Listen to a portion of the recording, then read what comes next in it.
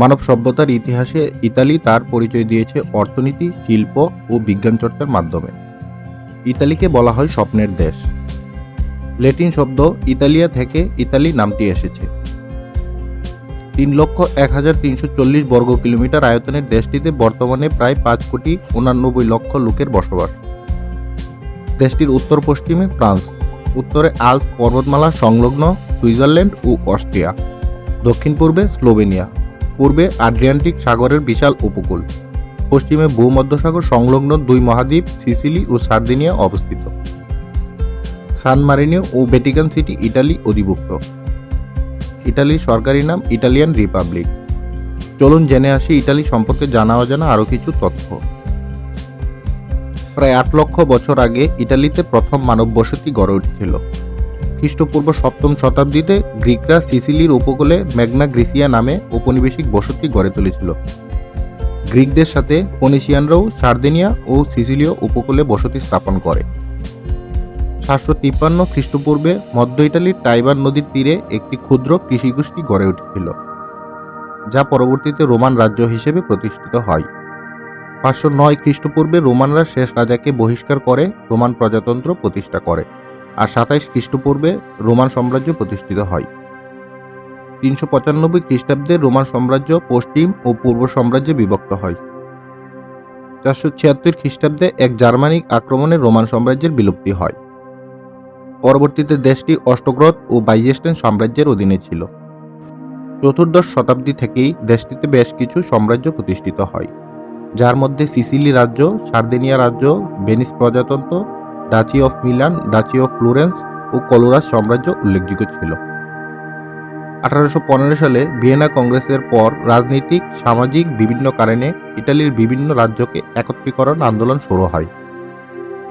1848 সালে জিউসেফ গেরিবাল্ডি যুদ্ধ ও সমঝোতার মাধ্যমে ইটালির বিভিন্ন রাজ্যকে একত্রিত করেছিলেন, আর 1861 সালে প্রতিষ্ঠিত হয় কিংডম অফ ইতালি।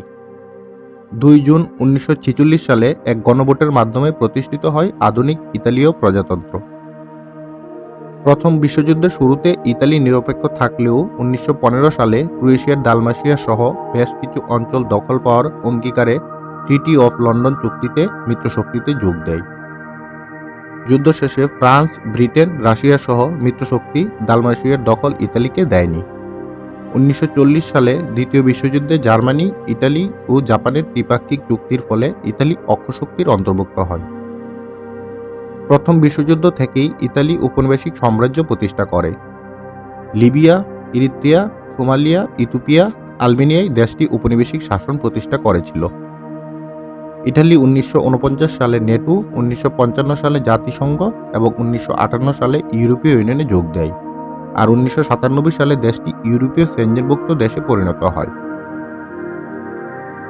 রোম ইটালির রাজধানী ও বড় শহর। শতাব্দীর পশ্চিমা সভ্যতায় রোমান সাম্রাজ্যের রাজনৈতিক কেন্দ্রস্থল হওয়ায় এটিকে রাজধানী করা হয়। রোম শহরের মধ্যেই রয়েছে পৃথিবীর সবথেকে ছোট দেশ ভ্যাটিকান সিটি, আর বিশ্বের অন্যতম ছোট দেশ সান মারিনো ইটালির মধ্যেই অবস্থিত। এছাড়াও ফ্লোরেন্স, ভেনিস, জেনুয়া ও মিলান দেশটির বিখ্যাত শহর। প্রায় 120টি ছোট দ্বীপ নিয়ে গঠিত ভেনিস শহর, আর এই ছোট ছোট দ্বীপগুলোকে যুক্ত করেছে 400টির মতো ছোট ছোট ব্রিজ। দেশটিতে 84%-রও বেশি লোক খ্রিস্টান ধর্মের অনুসারী। এছাড়াও 2% লোক ইসলাম ধর্মের, আর অন্যান্য ধর্মের এবং কোনো ধর্মেই বিশ্বাস করে না এমন জনগোষ্ঠীও রয়েছে দেশটিতে।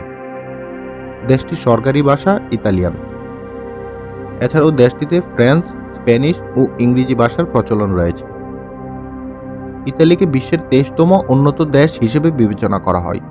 ইতালিয়ানরা উন্নত জীবনযাপনে অভ্যস্ত। এই উন্নত জীবনযাপনের আশায় অনেক বাংলাদেশি এই দেশে পাড়ি জমায়। বর্তমানে প্রায় 2 লক্ষ বাংলাদেশি ইতালিতে বসবাস করে। এগ্রিকালচার, স্টুডেন্ট, চাকরি এবং ভিজিট ভিসায় এই দেশে যাওয়া যায়। বর্তমানে ইতালি মেশিনারি, প্যাকেটজাত ঔষধ, লেদার, ওয়াইন, গাড়ি ও গাড়ির যন্ত্রাংশ ও অলংকার রপ্তানি করে থাকে। দেশটির মাথাপিছু আয় প্রায় 37,146 ইউএস ডলার। ইতালির মুদ্রা ইউরো। 1 ইউরোতে বাংলাদেশি প্রায় 120 টাকা। ইতালির রয়েছে বিশ্বের 9ম বৃহত্তম ডিফেন্স বাজেট।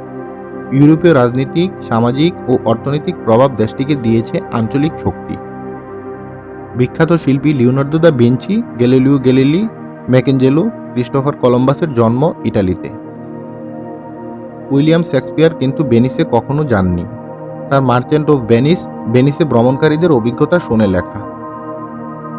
ইতালির উত্তরের শহর সিউ, যে শহর বছরে শুধু একদিনের জন্য ব্রিটেনের সাজে সজ্জিত হয়, যা ব্রিটিশ ডে নামে পরিচিত। ওই দিন সিউর অধিবাসীরা নিজেদেরকে ব্রিটিশ হিসেবে ঘোষণা করে। সিউকে বলা হয় ম্যানচেস্টার অফ ইতালি। নবম শতাব্দীতে সুইডেন ও ডেনমার্কের ভাইকিং যোদ্ধা বিয়র্ন আইরনসাইড সেই সময়ের অন্যতম সমৃদ্ধ নগরী রোমে অভিযান চালাতে গিয়ে ভুল করে লুনা শহর দখল করে ফেলেছিল। ইতালির ডায়ালিং কোড +3 নয়,